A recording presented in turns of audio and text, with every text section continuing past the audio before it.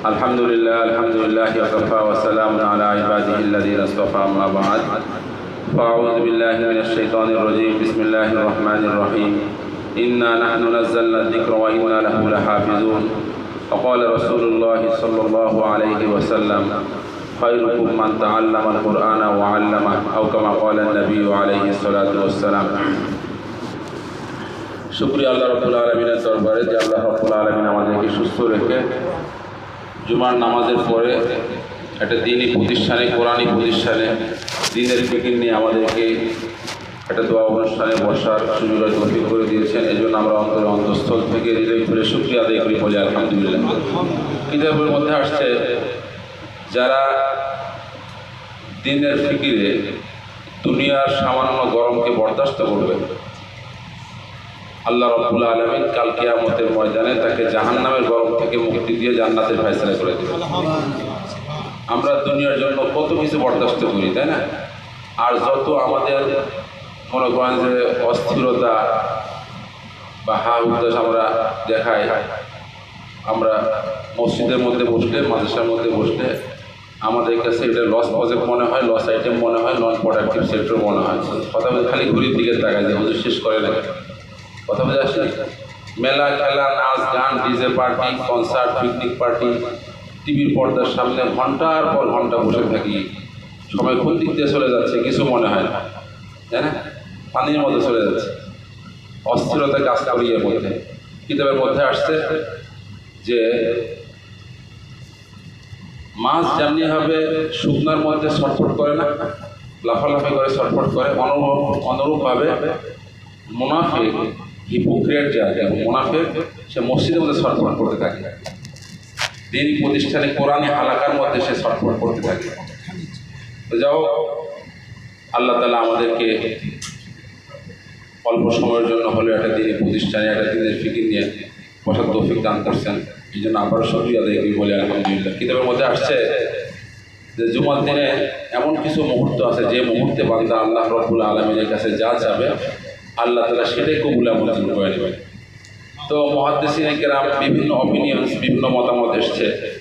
তো একটা strong opinion, যে শক্তিশালী মতামত, সেটা হচ্ছে যে জুমার পর থেকে, সূর্য ঢলার পর থেকে সেটা সূর্যাস্ত পর্যন্ত, সূর্য ডোবা পর্যন্ত। তেমন তো আমরা সূর্য ঢলার পরেই অবস্থান করতেছি, তাই না? এই জন্য তারপর আবার ছোট ছোট বাচ্চাদেরকে সাথে যদি আমরা হাত উঠাই, আমরা আল্লাহ রাব্বুল আলামিনের কাছে দৃঢ় বিশ্বাস আল্লাহ তাআলা সেই হাতকে খালি হাতে ফিরে দিবেন ইনশাআল্লাহ। দেখেন, আমরা যারা এখানে আসছি, দুনিয়াতে আসছি, যেই যুগে আসছি, আমরা আমাদের ব্যক্তিগত আমল দ্বারা মুক্তি পাবো কোনো গ্যারান্টি আছে? কোনো সিওরিটি আছে? কোনো কনফিডেন্স আছে? কোনো আস্থা, ভরসা বা বিশ্বাস কিচ্ছু নেই, তাই না? এই জন্য কিতাবের মধ্যে লিখছে যে সাহাবায়ে কেরাম যদি আমাদেরকে দেখতেন তাহলে বলতেন এরা সব মুনাফিক। এরা সব কি? মুনাফিক। এদের মধ্যে ঈমান নাই। এরা শুধু লিপ সার্ভিস আর হচ্ছে পোশাকের মধ্যে আছে, কি কোনো আমল নাই, আখলাক নাই, তাহাজ্জুদ নাই, তেলাওয়াত নাই, জিকির আজকাল তসবিহ তাহলিল নাই। হয়তো আজকে অনেক আমরা শুক্রবারে আজকে নামাজ পড়ছি, জুমার নামাজ, আগামী শুক্রবারের জুমার নামাজের আগে মসজিদের চৌহদ্দির মধ্যে কাউকে খুঁজে পাওয়া যাবে না। এখানকার যারা আছে তাদের কথা আমি বলতেছি না, অনেক মানুষ আছে বাইরে, মসজিদের চৌহদ্দির মধ্যে গুগল সার্চ দিয়ে খুঁজে পাওয়া যাবে না। কথা বুঝে আসে? এই পরিস্থিতির মধ্যে আমরা আছি।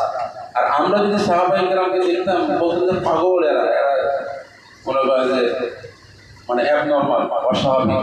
এরকম কি রাসূলের মহব্বত, একটা মানুষের মহব্বতের জীবনকে এভাবে সে শেষ করে দিতে পারে? স্যাক্রিফাইস, সাহাবায়ে কেরাম রাসূলের জন্য কী পরিমাণ কোরবানি ছিল, কী পরিমাণ ডেডিকেশন ছিল, স্যাক্রিফাইস ছিল, কোরবানি ছিল।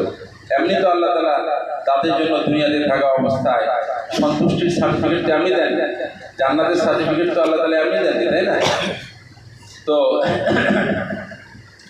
এটা রবিউল আউয়াল মাসে চলতেছে, তাই না? গুরুত্বপূর্ণ একটা মাস, যে আমরা রসুলের জীবনী, রসুলের আদর্শ অন্য মাসে তো আলোচনা করি না, ফলো তো করি না, কোনো সময় ফলো করি না। অন্তপক্ষে এই মাসে কিছুটা আলোচনা করা বা ফলো করা, তিনি প্রতিষ্ঠানের সঙ্গে লেগে থাকা, মহব্বত করা, ভালোবাসা।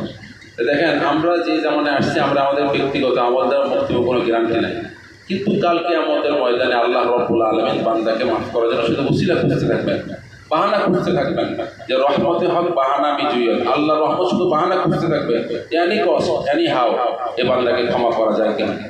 যদি আমার দিনী প্রতিষ্ঠানের সঙ্গে মহব্বত থাকে, ভালোবাসা থাকে, যাতায়াত থেকে আমার ডোনেশন, আমার চ্যারিটি, আমার কন্ট্রিবিউশন, আমার পার্টিসিপেশন যদি এখানে থাকে, ওই যে আমার ছোট ভাই বললেন যে আজকে দেখেন বগুড়ার মধ্যে নবাব ফ্যামিলি, ভান্ডারি ফ্যামিলি, সাঁতারি ফ্যামিলি, যারা স্থানীয় লোকাল এরা, তাই না?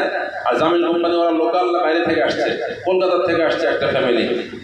আর আল্লাহ তাআলা তাদের দ্বারা এমন একটা দিনের খেদমত দিয়েছেন, পুরো উত্তরবঙ্গের জান্নাতের বাগান হিসেবে আল্লাহ তাআলা জামিল মাদ্রাসাকে কবুল আর মঞ্জুর করে দিয়েছেন, তাই না? এই জামিল মাদ্রাসার ছাত্রদের খেদমত এখন শুধু কান্ট্রি ওয়াইড না, ওয়ার্ল্ড ওয়াইড, পুরো পৃথিবীব্যাপী তারা দিনের খেদমত করতেছে, আলহামদুলিল্লাহ বলেন। এই জন্য আমরা কি আশা রাখতে পারি না আজকে একটু ব্যাকওয়ার্ড সাইডে, একটু ভিতরে হইলেও এই যে নজরুল সাহেব, আমাদের মোফাজ্জল সাহেব সহ আরো সবাই কম বেশি, লিমন ভাই আসছে, সবাই কম বেশি পরিচিত। আমি হয়তো নাম বলতে না পারি, চেহারা সবারই কম বেশি জানাশোনা আছে, চেনা জানা আছে। আমাদের স্যার আসছেন ইয়ে থেকে, ক্যাম্ব্রিজে। তো আমরা এই আশা রাখতে পারি না এই মাদ্রাসার ছাত্ররা এক সময় পুরো পৃথিবীতে না হলেও পুরো দেশে ইনশাআল্লাহ দিনের খেদমতে ছড়াই পড়ে ইনশাআল্লাহ। এই জন্য কিতাবের মধ্যে লিখছে, কোনো ব্যক্তি হয়তো ইন্তেকালের সময় তার গুনার পাল্লা ভারী ছিল, বদামলের পাল্লা ভারী ছিল, কিন্তু কাল কিয়ামতের ময়দানে আল্লাহ রাব্বুল আলামিনের দরবারে সে এমন অবস্থায় উঠবে, আল্লাহ তাআলা তার নেকির পাল্লা ভারী করে দেবে, তার সওয়াবের পাল্লা, নেক আমলের পাল্লা আল্লাহ তাআলা ভারী করে দিবে। তখন সে বলবে, আল্লাহ আমি যে এত নেক আমল